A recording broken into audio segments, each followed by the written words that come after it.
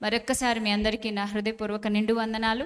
Bible గ్రంథంలో దేవుడు మన కొరకు రాయించిన అనేక మాటలు, ప్రతి మాట మనల్ని సరిచేస్తుంది, స్థిరపరుస్తుంది, నిలబెడుతుంది. బైబిల్ గ్రంథంలో మినీ బైబిల్ అని పిలువబడినటువంటి ఒక పుస్తకం ఉంది. ఒక గ్రంథం, 66 పుస్తకాలలో ఒక గ్రంథం మినీ బైబిల్ అని పిలువబడింది. ఎందుకు అలా పిలువబడిందంటే దానికి ఉన్న ప్రత్యేకతలు చాలా శ్రేష్టమైనవి. దానికి ఉన్న స్పెషాలిటీస్ మిగతా పుస్తకాల కంటే అది చాలా గ్రేట్.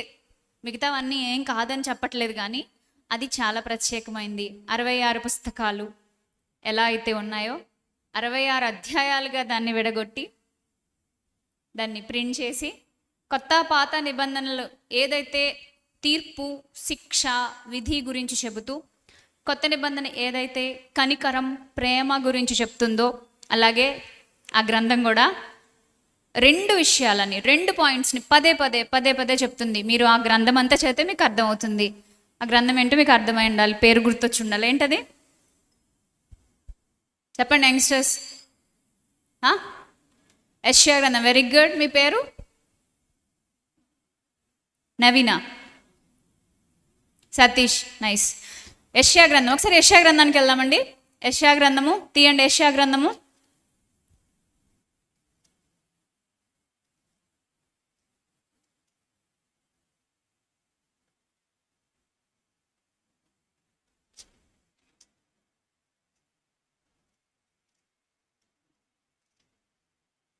46వ అధ్యాయము. యెషయా గ్రంథము 46వ అధ్యాయము 3 నుంచి చూద్దాం. యెషయా గ్రంథము 46వ అధ్యాయము 3 నుంచి చూద్దాం. యాకోబు ఇంటి వారలారా, ఇశ్రాయేలు ఇంటి వారలారా, శేషించిన వారలారా, గర్భమును పుట్టినది మొదలుకొని నా చేత భరింపబడిన వారలారా, తల్లి ఒడిలో కూర్చుండినది మొదలుకొని నేను చంకబెట్టుకొనిన వారలారా, నా మాట ఆలకించుడి. ముదిమి వచ్చు వరకు నిన్ను ఎత్తుకునివాడు నేనే, తల వెంట్రుకలు నెరయి వరకు నేను నిన్ను ఎత్తుకునివాడను నేనే.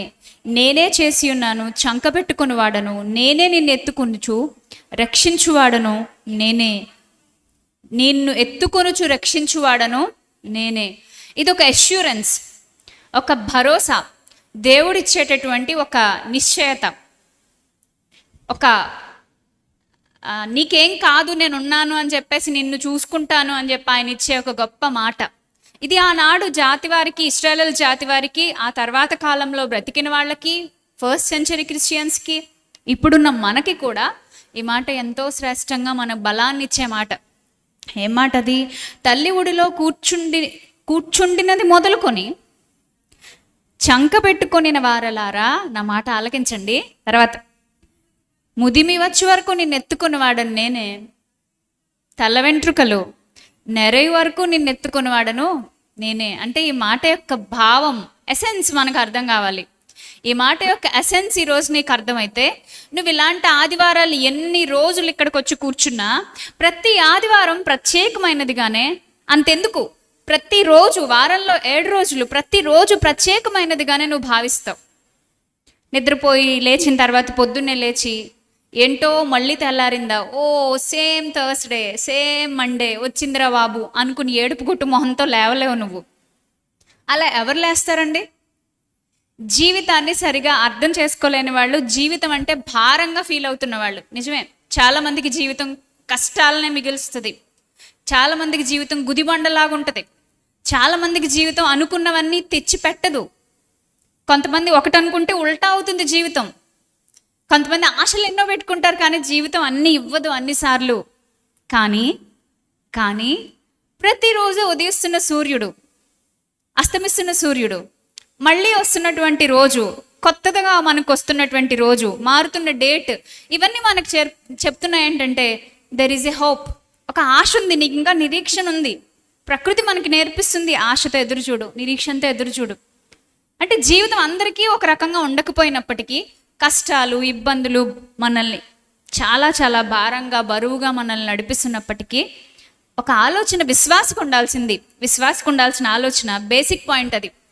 అదేంటంటే, నాకు ఈ జీవితాన్ని దేవుడిచ్చాడు. ఎవరిచ్చారు? దేవుడిచ్చాడు. నేను తెచ్చుకుంటేనో, నేను కొనుక్కుంటేనో, నా గొప్పతనాన్ని బట్టో ఇది నాకు వచ్చింది కాదు. మా అమ్మ నాన్న నాకు ఇచ్చింది కాదు, మరి ఎవరిచ్చారు? దేవుడిచ్చాడు. దేవుడిచ్చాడు, సృష్టికర్త ఇచ్చాడు. ఆ సృష్టికర్త ఇచ్చేసి అని నీ బతుకు నువ్వు బతుకు, నీ చావు నువ్వు చావు అనట్లేదు. ఆయన ఎంత గొప్పగా మన పట్ల శ్రద్ధ కలిగి ఉన్నాడు. నేను ఒక మంచి మాట వాడాను, ఏంటండి అది? శ్రద్ధ. మీ శరీరం మీద మీకు ఎంతమందికి శ్రద్ధ ఉంది? ఏమో తెలియదు. మీ పిల్లల మీద ఎంతమందికి శ్రద్ధ ఉంది? ఏమో అది కూడా తెలియదు. తల్లులుగా ఎంతమంది శ్రద్ధగా ఉంటున్నారు ఇక్కడ? అది మీకు వదిలేయాలి. తండ్రులుగా ఎంతమంది బాధ్యతగా ఉంటున్నారు ఇక్కడ? తెలీదు. విశ్వాసులుగా ఎంతమంది శ్రద్ధ కలిగి ఇక్కడికి వస్తున్నారు? ఏమో తెలీదు. అన్నింటికీ తెలియదేనా ఆన్సరు? నాకు తెలీదు, మరి ఎవరికి తెలుసు? మీకు తెలుసు. నాకు తెలియదు, అన్నీ నేను చెప్పలేను కదా, మీ పర్సనల్ విషయాలన్నీ నాకు తెలియదు. అయితే ఇక్కడ ఒక మాట నన్ను చెప్పనివ్వండి. శ్రద్ధ చాలా విలువైంది. శ్రద్ధ ఒక మనిషి యొక్క క్యారెక్టర్ని ఇది అని చూపిస్తుంది. కొన్నిసార్లు ఒక తండ్రిని రెస్పాన్సిబుల్ ఫాదర్ అని ఎప్పుడు అంటాం? వెళ్ళి మీ పిల్లల్ని ఇంటర్వ్యూ చేయండి, అరే నాన్న నేను రెస్పాన్సిబుల్ ఫాదర్ నేనా అని. ఏమైనా అనుకుంటారేమో నువ్వు మొహం మీద, అయ్యో నువ్వు చాలా గ్రేట్ నాన్న, నువ్వు లేకపోతే నేను నాన్న అంటారు అంతే. కానీ పక్కకి వెళ్ళి ఒకసారి వాళ్ళకి ఒక పేపర్ పెన్ను ఇచ్చి, మీ నాన్న ఎన్నిసార్లు నిన్ను బాధ పెట్టాడు, ఎన్నిసార్లు మీ నాన్న నిన్ను హర్ట్ చేశాడు, మీ నాన్న అంటే పెద్ద అయిన తర్వాత పెళ్లి చేసుకున్న తర్వాత మా నాన్నలా ఉండకూడదు అని ఎప్పుడైనా అతనికి ఆలోచనలు వచ్చినాయేమో ఒక పెన్లో తీసుకుని ఒక పేపర్లో రాయమని చెప్పండి. డెఫినెట్లీ చాలామంది రాస్తారు, చాలామంది ఎక్స్ప్రెస్ చేస్తారు. ఈ రోజు కాకపోతే రేపైనా బయటపడతారు. అది భూ సంబంధమైన పేరెంటింగ్లో ఏదో ఒక చోట దొరికేది, ఏదో ఒక చోట దొరికేది. కానీ కన్న తండ్రి ప్రేమను గురించి చెప్పడానికి నేను ఎంత పాకులాడుతున్నాను, ఇందాకటి నుంచి చెప్తున్నా. కన్న తండ్రి ప్రేమ చాలా గొప్ప ప్రేమ. ఆయన ముదిమి వచ్చే వరకు ఎత్తుకుంటాడట, చంకబెట్టుకుంటాడట. ఏమాత్రము నిన్ను కింద పెట్టాలని ఆలోచించేవాడు కాదు. లోకం నీలో లోపం ఎంచుతుంది, దేవుడు మాత్రమే నిన్ను గొప్పగా ఎంచుతాడు. లోకం నీలో బ్లాక్ హోల్స్ ఎక్కడున్నాయని చూస్తుంది. నీ డ్రాబ్యాక్స్ ఏంటని లోకం ఎంతసేపు పాయింట్అవుట్ చేయడమే లోకం యొక్క పని. ఎందుకంటే లోకంలో కూడా అయ్యే ఉన్నాయి, కానీ దేవునిలో అవి లేవు. కాబట్టి ఆయన నిరంతర విశ్వాస్యతను నీ పట్ల చూపిస్తూనే ఉన్నాడు. అనుదినము నూతనముగా వాత్సల్యత పుట్టుచూ ఉన్నదంట. ఎంత ప్రేమ అండి ఆయనకు అసలు. ఈ ప్రేమ గురించి ఎందుకు ఇప్పుడు నేను జ్ఞాపకం చేశానంటే, మానవ జీవితంలో చాలామంది చాలాసార్లు ఎంతోమందిని ప్రేమిస్తారు. ఊహ తెలిసినప్పటి నుంచి మనం ప్రేమించే ఒకే ఒక వ్యక్తి అమ్మ, ఆ తర్వాత నాన్న, ఆ తర్వాత మన సైజు ఉండే ఫ్రెండ్స్. ఏమన్నాను నేను? మన సైజు ఉండే ఫ్రెండ్స్. ఏ సైజుకి ఆ సైజు ఫ్రెండ్స్ మనకి. అందులో మళ్ళీ కేటగిరీస్, మామూలు ఫ్రెండ్స్, ఉత్తుత్తి ఫ్రెండ్స్, బెస్ట్ ఫ్రెండ్స్ కదా. ఉన్నారా లేదా? మీకు ఉంటారు, ఎవరికైనా ఉంటారు.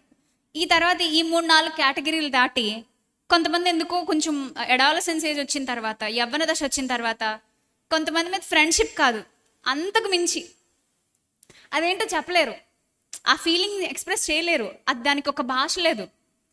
అది ఒక ఇన్ఫ్రాక్చుయేషన్లోంచి పుట్టేదన్నమాట. ఒక ఆకర్షణలోంచి పుడుతుందో తెలీదు, లేదా క్రష్. ఏంటి క్రష్ అంటే? నలిపేసేయడమే, మనసును నలిపేసేయడమే. మనసును నలిపేసేంత భయంకరమైన ఇంట్రెస్ట్, మనసు నలిగిపోయేంత భయంకరమైన క్రష్ ఎవరి మీదైనా ఎప్పుడైనా పుడుతుంది అడాలసెంట్ ఏజ్లో, యవ్వన దశలో. అంటే ఇలా డిఫరెంట్ పర్సన్స్తో మనం కనెక్ట్ అవుతూ ఉంటాం. చాలాసార్లు మనుషుల్ని ప్రేమించేస్తాం. ఎందుకు ప్రేమిస్తాం మనుషుల్ని? వాళ్ళకి మనం అనుకున్న క్వాలిటీస్ ఉంటే ప్రేమిస్తాం. అడ్డమైన క్వాలిటీస్ ఉన్నవాడిని ఎవ్వరు కూడా ప్రేమించే వాళ్ళు ఈ లోకంలో మనకు కనిపించరు. వాళ్ళ ద్వారా మీకు ఏదో వస్తుంది, అది ఒకవేళ మీ హృదయానికి సాంత్వన కావచ్చు, మీకు మంచి పార్ట్నర్షిప్ కావచ్చు, లేదా గిఫ్ట్లు కావచ్చు, డబ్బులు కావచ్చు, పేరు కావచ్చు, ఘనత కావచ్చు, సెక్యూర్డ్ ప్లేస్, అలా ఏదైనా అనుకుంటేనే అవతల వాళ్ళకి మనం ప్రేమను ఇస్తాం. తిరిగి వాళ్ళ దగ్గర నుంచి ప్రేమను ఆశిస్తాం. కానీ ఈ ప్రేమలన్నింట్లోనూ ఏదో ఒక చోట మనిషి ఖచ్చితంగా అలసిపోతాడు. ఏమవుతాడు? అలసిపోతాడు, విసుగు చెందుతాడు, చిరాకు పడతాడు, లేదా నేను తీసుకున్న నిర్ణయం కరెక్ట్ కాదేమో అనే ఒక మాట వదిలేస్తాడు కొన్నిసార్లు. అవునా కదా? చాలాసార్లు జరుగుతూ ఉంటుంది ఇది. నేను ఎందుకో తప్పుడు నిర్ణయం తీసుకున్నానేమో అనే కొన్ని డెసిషన్స్ వచ్చేస్తూ ఉంటాయి మనకి. బట్ ఒక ప్రేమ ఉందండి భూమి మీద. ఆ ప్రేమ చాలా స్వచ్ఛమైంది, శ్రేష్టమైంది. దాని గురించి మీరు పదే పదే వింటారు, పదే పదే అంటారు, పాడతారు. అయినప్పటికీ దాన్ని పూర్తిగా ఎక్స్పీరియన్స్ చేయలేరు కదా. పౌలు గారు ఒక చోట అంటాడు, ప్రేమ యొక్క పొడవు, లోతు, ఎత్తు, వైశాల్యత ఎంతో గ్రహించున్నట్లు ఎఫెసీయులకు లేఖ రాస్తూ చెప్తాడు. ప్రేమ యొక్క పొడవు, లోతు, ఎత్తు, వైశాల్యత అది మాట్లాడుకుంటేనో, పాటలు రాస్తేనో, పాటలు పాడితేనో వచ్చేది కాదు. అది ఎక్స్ప్రెస్ చేస్తే వచ్చేది, అది అనుభవిస్తే వచ్చేది, అది ఇతరులకు పంచి పెడితే వచ్చేది. మీకు అర్థమవుతుందా? అదే క్రైస్తవ్యం యొక్క సారం, అదే క్రైస్తవ్యం సారం. ఈరోజు మీకు ఒక చిన్న సందర్భాన్ని చూపిస్తాను. నేను ఎక్కువ చెప్పాలనుకోవట్లేదు, చాలా సమయం అయిపోయింది, నేను త్వరగానే సమయం ఇచ్చేస్తాను. ఒక చిన్న సందర్భం చూపిస్తాను. ఇక్కడ మీలో చాలామందికి దేవుని పని చేయాలి అంటే చాలా ఇష్టం, అవునా? ఎంతమందికి ఇష్టం? దయచేసి చేయొద్దండి సిన్సియర్గా. బలవంతం లేదు, ఖర్చు ఏం లేదు, ఎవరు డబ్బులు కట్టక్కర్లేదు. ఇక్కడ దేవుని పని చేయడానికి ఎంతమందికి ఇష్టం ఉందనేది హార్ట్ఫుల్గా. ఓకే, సరే. దేవుని పని అంటే ఏంటి? ఏ పాటలు పాడడం, బి వాక్యం చెప్పటం. ఏ ఆర్ బి, సి వేరే ఆప్షన్ ఉంది, దాంట్లో మీరు ఏమైనా పెడితే పెట్టండి. ఏఆ బియా చెప్పండి, చెప్పండి. అయితే ఏయా లేదా బియా? ఇంకా అది ఒక్కటేనా? ఇంకా అంతకు మించి ఏం కాదా? తెలివైన ఆన్సర్ ఇవ్వాలి మీరు. ఏ, బి, సి. ఏ పాటలు పాడడం, బి వాక్యం చెప్పటం, సి ఇంకా ఉన్నాయి. ఈ మూడింట్లో ఏది మీరు ఎంచుకుంటారు?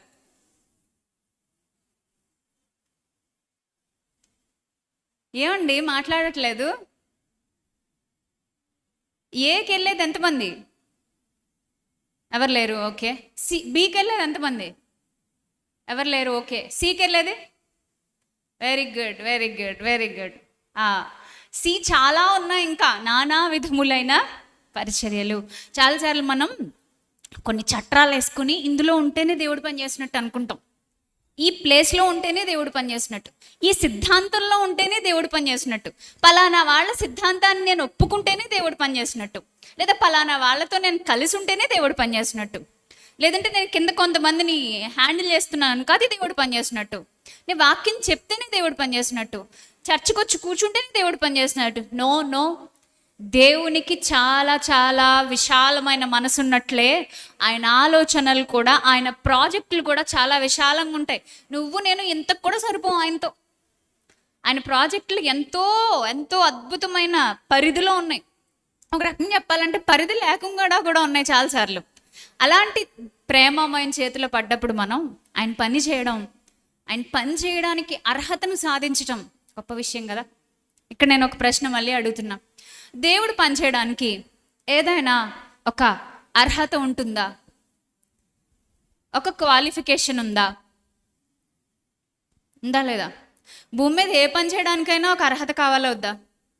వాలంటీర్ అవ్వాలంటే అర్హత కావాలి, సెక్రటేరియట్లో జాబ్ సంపాదించాలంటే అర్హత కావాలి, సచివాలయంలో నీకు జాబ్ రావాలంటే అర్హత కావాలి, నువ్వు ఒక టెక్కీ అవ్వాలంటే అర్హత కావాలి, నువ్వు ఒక డాక్టర్ అవ్వాలంటే అర్హత కావాలి, ఒక లాయర్ అవ్వాలంటే అర్హత కావాలి. మరి దేవుడు పని చేయాలంటే ఏది అర్హత? ఎవరైనా ఎప్పుడైనా ఆలోచించారా? ఎప్పుడైనా డిస్కస్ చేశారా? జాగ్రత్తగా వినండి. మీ అందరికీ ఇక్కడ గృహిణులు ఉన్నారు, ఇంటిని నడిపే స్త్రీలు ఉన్నారు, కుటుంబాన్ని నడిపే తండ్రులు ఉన్నారు, యజమానులు ఉన్నారు, యజమానురాళ్ళు ఉన్నారు, ఇంకా ఇవన్నీ మాకు సంబంధం లేదనుకునే యవ్వనస్తులు ఉన్నారు, ఈ యజమానత్వం అంతా చేసేసి చాలా తల నెరిసినటువంటి వృద్ధులు ఉన్నారు. మనందరికీ ఉపయోగపడే ఒక విలువైన అంశం అండి ఇది.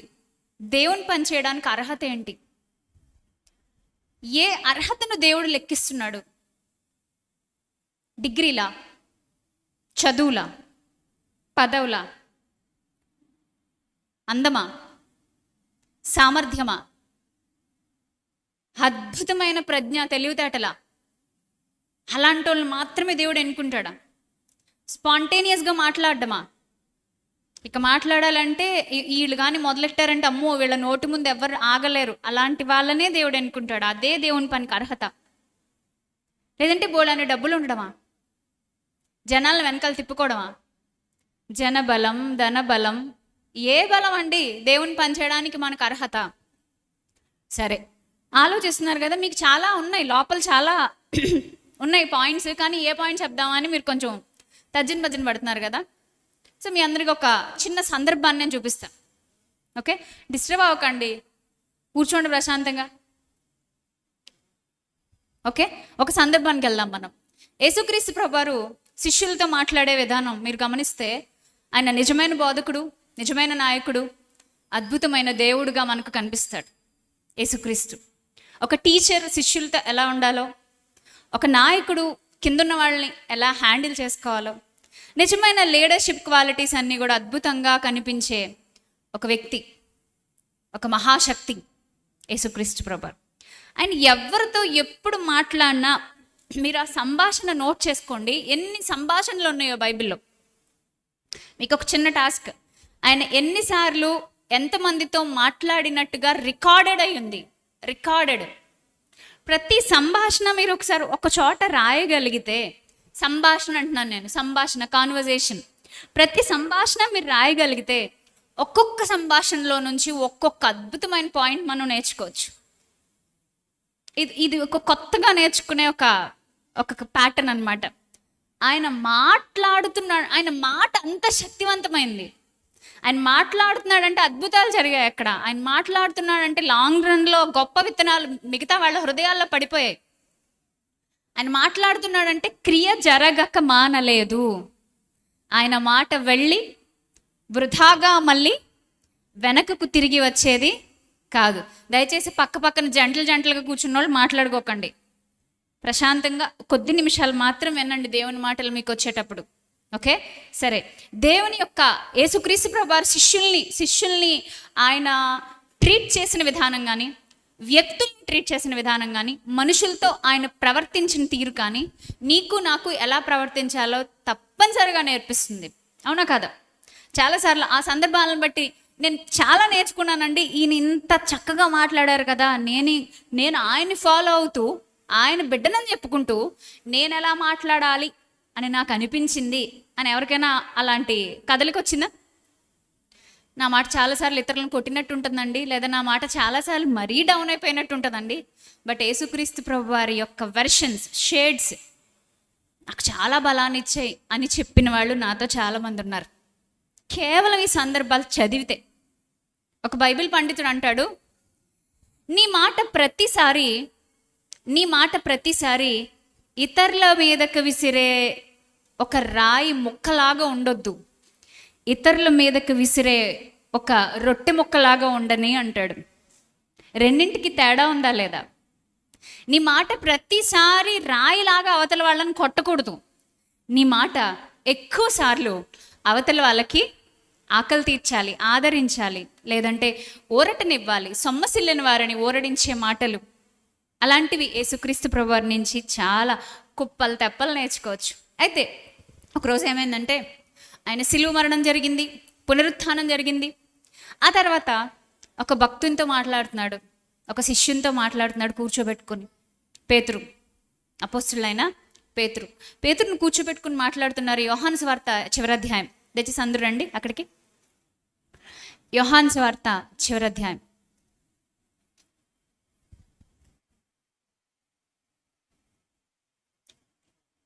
15వ వచనం.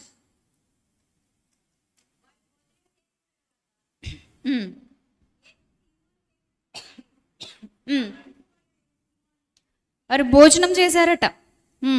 వారు భోజనం చేశారు. ఎవరితో కలిసి చేశారు?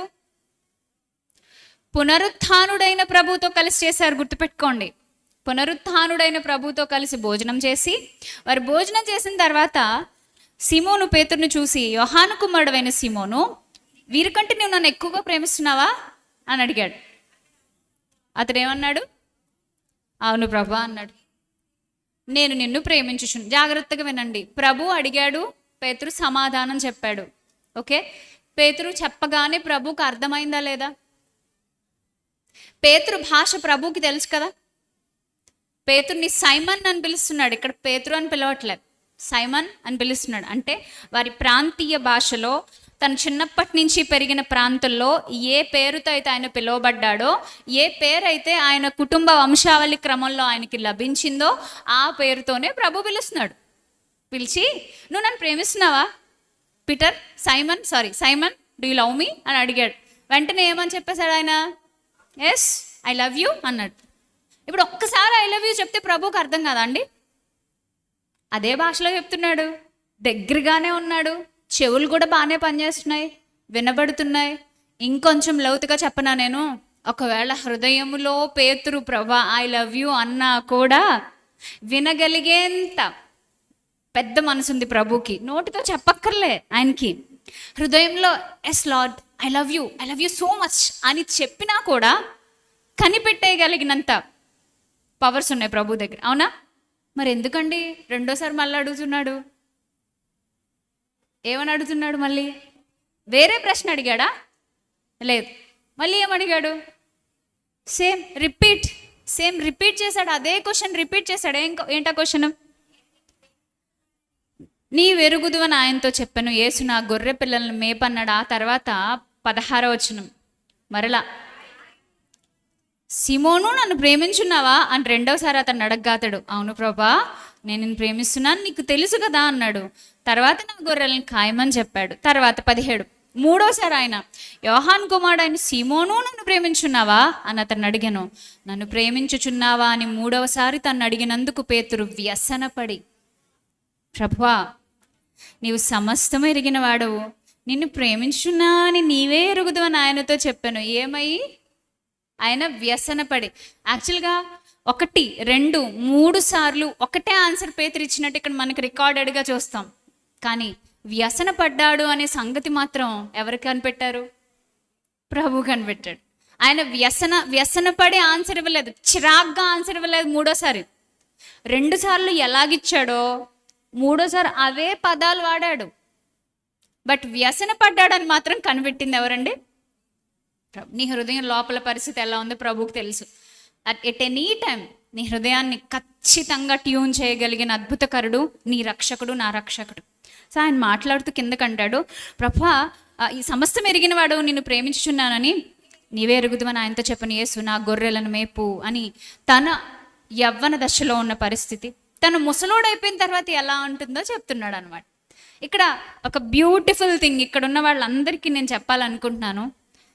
గొర్రెలను కాయాలన్నా, గొర్రెలను మేపాలన్నా అంటే అది పేతురుకిచ్చిన పని. ఏంటంటే అది పని. మేపటం, కాయటం 2 అద్భుతమైన సంగతులవి, 2 పద్ధతులవి.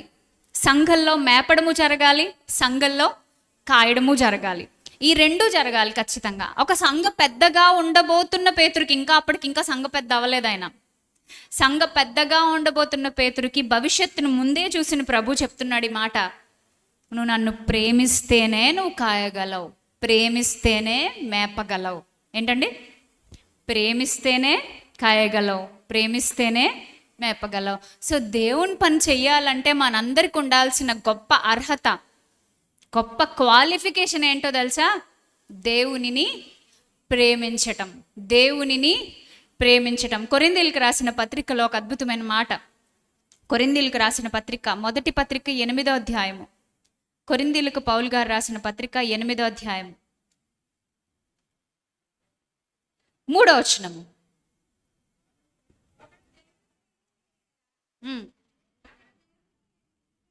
ఎస్, ఎరుకైన వాడే అంటే తెలుస్తాడు, తెలిసిపోతాడు, తెలుస్తాడు. ఎరుక అంటే తెలిసి ఉండడం, గ్రహించి ఉండటం. ఒకడు దేవునికి ప్రేమించిన వాడు, వాడు దేవునికి ఎరుకైన వాడే, వాడు దేవునికి తెలిసిపోతాడు.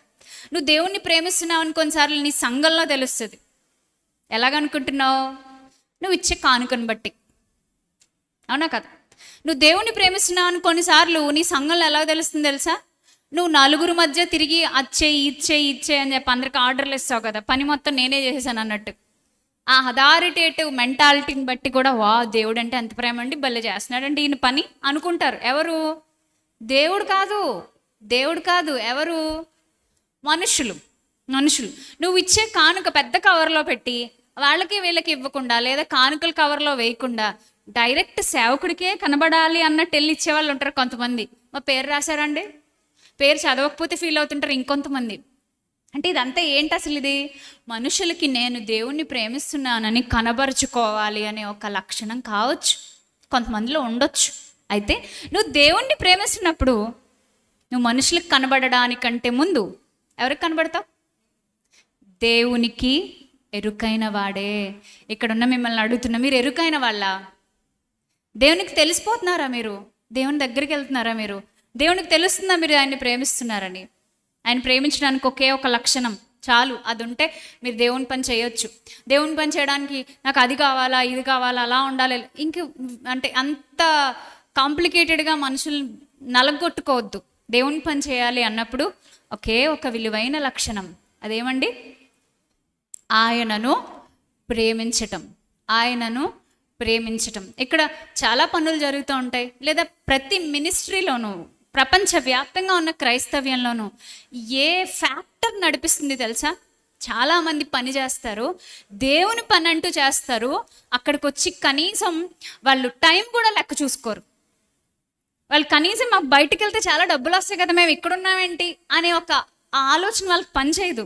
ఎందుకని? మేము దేవుని పని చేస్తున్నాం, మా వంతు మేము ఏదోటి చెయ్యాలి కదండి అంటారు వాళ్ళు. అంటే వాళ్ళని నడిపిస్తున్నది ఏంటి? దేవుని ప్రేమ, దేవునిని ప్రేమించటం.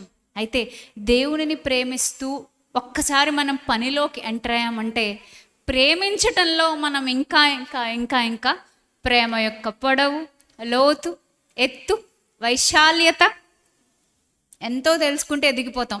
నువ్వు మొదలు పెట్టినప్పటికీను, నువ్వు కంటిన్యూ చేస్తున్నప్పటికీను చాలా తేడా ఉంటుంది. అందుకే ఇక్కడ పని చేసే వాళ్ళని, పనిలో ఉండాలంటే చెయ్యెత్తిన వాళ్ళని అందరిని అడుగుతున్నా, మీరు దేవుని ప్రేమిస్తూ పని చేస్తున్నారా? ప్రేమిస్తూ పని చేయాలి. ప్రేమతో చేసిన పని ఏదైనా విసుగురు రప్పించదు మనకి, అవునా కదా? మీరు స్త్రీలను అడగండి, స్త్రీలు వంట చేస్తున్నప్పుడు, వంటగది శుభ్రం చేస్తున్నప్పుడు, ఇంటి పని చేస్తున్నప్పుడు ఎప్పుడు కూడా వాళ్ళలో నా భర్త, బిడ్డ లేదా నా ఇంటి వారు తింటారు కదా అనే ఒక ఆనందమే ఉంటుంది తప్ప నేను ఒక్కదాన్ని కష్టపడితే వీళ్ళందరూ ముప్పొద్దుల్లా కూర్చుని తింటున్నారేంటనే ఫీల్ వాళ్ళకు ఉండదు. ఒకవేళ అలా ఉందంటే పాపం ఆవిడకి ఏదో లోపల ప్రాబ్లం ఉందని అర్థం. ఏ స్త్రీ కూడా అలా అనుకోదు. మోస్ట్ ఆఫ్ ద విమెన్ అలా అనుకోరు. ఎందుకు అనుకోరంటే వాళ్ళకి ప్రేమ ఉంది. ప్రేమిస్తున్నారు కాబట్టే వాళ్ళ కష్టాన్ని సైతం ఏం చేస్తున్నారు? ఓర్చుకుంటున్నాడు. అలాగే యజమానులు బయటికి వెళ్ళి కష్టపడుతూ ఎంతో తెస్తారు బిడ్డల కోసం, భార్యల కోసం. వాళ్ళు ఏనాడు నేను తెచ్చిన డబ్బులతోటి ఇంత జల్సా చేస్తున్నాయంటారా నువ్వు అని చెప్పేసి పాయింట్అవుట్ చేసి మాట్లాడరు. అఫ్కోర్స్ చేసేవాళ్ళు కూడా ఉన్నారు అనుకోండి, చాలామంది ఉన్నారు. నేను పెట్టిన అన్నం తింటున్నావు, మీ బాబు ఎప్పుడైనా ఇలా అన్నం పెట్టాడా, మీ అమ్మగారి ఇంట్లో ఎప్పుడైనా ఇలాంటి బట్టలు కట్టుకున్నావా, ఇలాంటి అన్నం తిన్నావా అని పాయింట్అవుట్ చేసే భర్తలు కూడా లేకపోలేరు. అంటే వాళ్ళకి ఇంకా పాపం ప్రేమ పుట్టట్లేదు, జబ్బుతో ఉన్నారని అర్థం. అలా మాట్లాడే వాళ్ళందరూ ఖచ్చితంగా జబ్బు పెట్టింది పాపం వాళ్ళకి. ఆ జబ్బుకి మందు పడాల్సిందే. అయితే మందు దేవుడు ఇంజెక్షన్ రూపంలోనే వేస్తాడు, కత్తి రూపంలో ఆపరేషన్ అయినా చేస్తాడు. అది ఆయన ఇష్టం. డాక్టర్ ఆయన కదా, పరమవైద్యుడు. అంటే మనం పైనుండి మందులు చీటీ రాయక్కర్లే. ఎవరికి ఎప్పుడు ఎలా ఏ విధమైన మందు వేయాలో ఆయనకి తెలుసు. కానీ ప్రతి ఒక్కరూ గుర్తుపెట్టుకోవాల్సింది, ప్రేమ సంపూర్ణంగా ఉంటేనే విసుక్కోకుండా పని చేయగలుగుతాం. యేసయ్య మాట మనకు అలాంటి బలాన్ని ఇస్తుంది. హెబ్రీ పత్రికలో ఒక మాట అంటాడు, నువ్వు నీ ఆత్మీయ యాత్రలో విసిగిపోవడానికి చాలా ఛాన్సెస్ ఉన్నాయి. చాలాసార్లు నువ్వు బలహీన పడిపోవడానికి ఆత్మీయ యాత్రలో అవకాశాలు ఎదురవుతుంటాయి. అందుకే నువ్వేం చేయాలో తెలుసా? నీకంటే ముందు పరుగెత్తిన వాడు ఒకడు ఉన్నాడు. అలయకయు మీ ప్రాణములు విసుకకయు ఉండునట్లు తనకు దుర్మార్గులు వ్యతిరేకముగా చేసిన తిరస్కారం అంతయు ఓర్చుకొనిన ఆయన వైపు చూడు. ఆయన ఎవరట? విశ్వాసమునకు కర్తయు కొనసాగించువాడునైనా యేసు వైపు చూచుచు. పందిపు రంగంలో ఓపికతో పరిగెడదాం. ఎంతమంది పరిగెడుతున్నారండి పందిపు రంగంలో ఓపికతో? విశ్వాసంలోంచి కిందకి వెళ్ళిపోయేవాళ్ళు, పక్కకి వెళ్ళిపోయేవాళ్ళు, దేవుణ్ణి ప్రేమించకుండా పని చేసేవాళ్ళు. ప్లీజ్, ఒకవేళ మీరు ఇంకా దేవుణ్ణి ప్రేమించకుండా, ప్రేమ మీకు పుట్టట్లేదేమో, దానికి కారణాలు ఎన్నైనా కావచ్చు. నాకు దేవుడు ఇవ్వలేదు, ఏమీ ఇవ్వలేదు అని మీరు అనుకోవచ్చు. దేవుని నమ్ముకున్న తర్వాత డౌన్ అయిపోయానేంటి అనే ఒక ఫీల్ మీకు రావచ్చు. ఏమో మీకు ఎదురైన పరిస్థితులు, మీకు తగిలిన దెబ్బలు ఎలా ఉన్నాయో. ఏ దెబ్బ తగిలినా ఒకటి గుర్తుపెట్టుకోండి, ఆయన మిమ్మల్ని ముదిమి వచ్చే వరకు ఎత్తుకునేవాడు, చంకబెట్టుకునేవాడు, కాపాడువాడు. ఈ లైన్స్కి ఎందుకు ఎక్కువ జనాలు కనెక్ట్ అయ్యారా అని నాకు అనిపిస్తూ ఉంటుందండి. ఎందుకు ఎక్కువ కనెక్ట్ అవుతున్నారు? ఎందుకంటే నాదిది అనుకుంటున్నారు, అంతే కదా. నన్ను చంకబెట్టుకున్నావు ప్రభా, నన్ను నీ చేతుల్లో ముద్రించుకున్నావు ప్రభా అంటే ఇది నాది, నా ప్రభువుకి నాకు మధ్య ఉన్న ప్రేమ బంధం. లంగరేసిన పాటలో కూడా ఆ లైన్స్కి చాలామంది ఎక్కువ కనెక్ట్ అయ్యారు.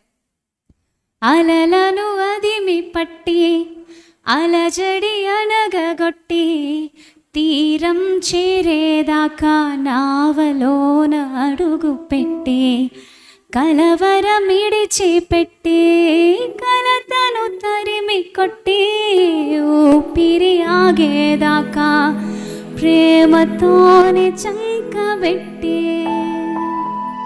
ప్రేమతో చంకబెట్టేది ప్రభు.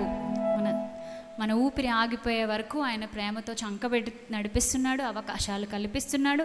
బట్ మనం ప్రతి చోట ప్రతిరోజు వేసుకోవలసిన ఒక అద్భుతమైన ప్రశ్న, నేను దేవుణ్ణి ప్రేమిస్తున్నానా? దేవుడు చాలా ప్రేమించాడు, ఆయనే మొదట మనలను ప్రేమించాడు. కాబట్టి మిమ్మల్ని మీరు పరీక్షించుకోండి, ప్రశ్నించుకోండి. దేవుని ప్రేమ ప్రశస్తమైంది. ప్రేమ లేకుండా పని చెయ్యలేరు మీరు. ఒకవేళ మీరు ప్రేమ లేకుండా పని చేస్తుంటే గనుక ఎక్కడో చోట ఆ పని ఫెయిల్ అవుతుంది, ఎక్కడో చోట ఆ పని స్వార్థాన్ని కోరుతుంది, ఎక్కడో చోట ఆ పని మిమ్మల్ని హెచ్చిస్తుంది, మీ హెచ్చింపు మీదే ఫోకస్ చేస్తుంది. బట్ మీరు ప్రేమతో పనిచేశారా, దేవుని మహిమ కోసం పనిచేస్తారు, దేవుని మహిమ కోసమే ఆరాట పడతారు. ప్రేమతో పనిచేయండి, ప్రేమ కలిగి సత్యం చెప్పండి, ప్రేమ కలిగి సత్యము చూపండి. ఫలితం ఎవరిస్తారు? ప్రభు ఇస్తారు.